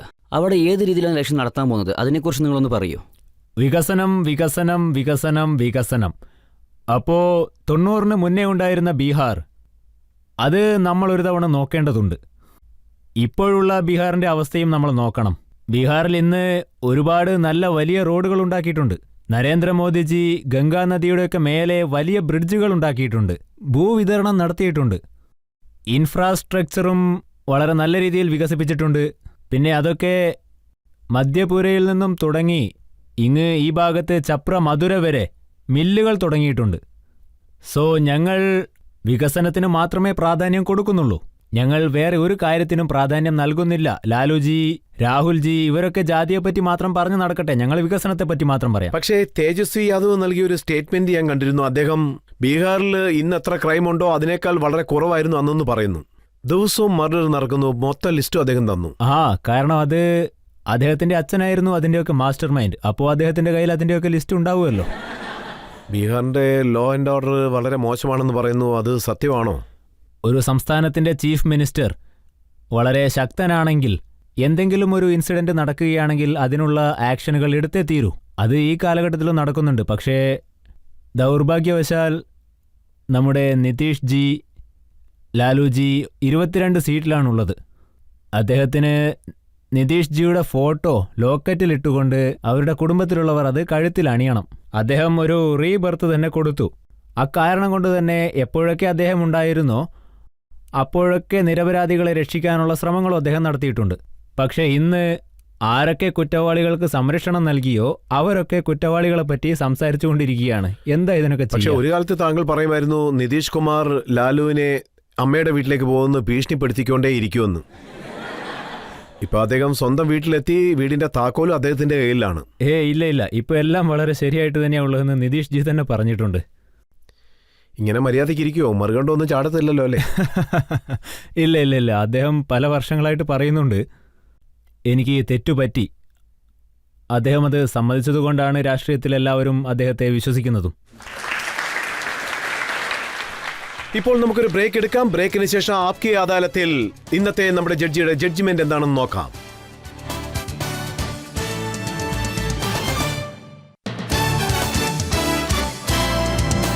Welcome back. ആപ്കി അദാലത്തിൽ ഇന്നത്തെ നമ്മുടെ അതിഥി കേന്ദ്രമന്ത്രി ഗിരിരാജ് സിംഗ്. അദ്ദേഹത്തിന്റെ മേലുള്ള വിമർശനങ്ങളെക്കുറിച്ച് നമ്മൾ വ്യക്തമായി ചോദിച്ചു. അദ്ദേഹത്തിനോട് ബീഹാറിനെ കുറിച്ചും നമ്മൾ ചോദിച്ചു. പല വിമർശനങ്ങളും ഉന്നയിച്ചു.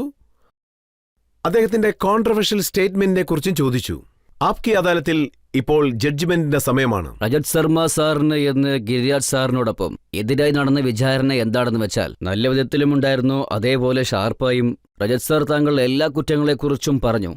ഗിരിരാജ് സിംഗ് സാർ അദ്ദേഹം എങ്ങനെ സേഫ് ആകും എന്നുള്ള കാര്യം മാത്രം മനസ്സിൽ വെച്ചുകൊണ്ട്, അതായത് സെൻട്രൽ ഗവൺമെന്റിനെ രക്ഷിക്കണമെന്ന രീതിയിൽ, BJP സർക്കാരിനെ രക്ഷിക്കണമെന്ന രീതിയിലാണ് അദ്ദേഹത്തിന് ഉത്തരമുണ്ടായിരുന്നത്. അതുകൊണ്ട് കോടതി നിങ്ങളെ അഭിനന്ദിക്കുന്നു. അതുമാത്രമല്ല, തുടക്കം മുതലേ താങ്കളെ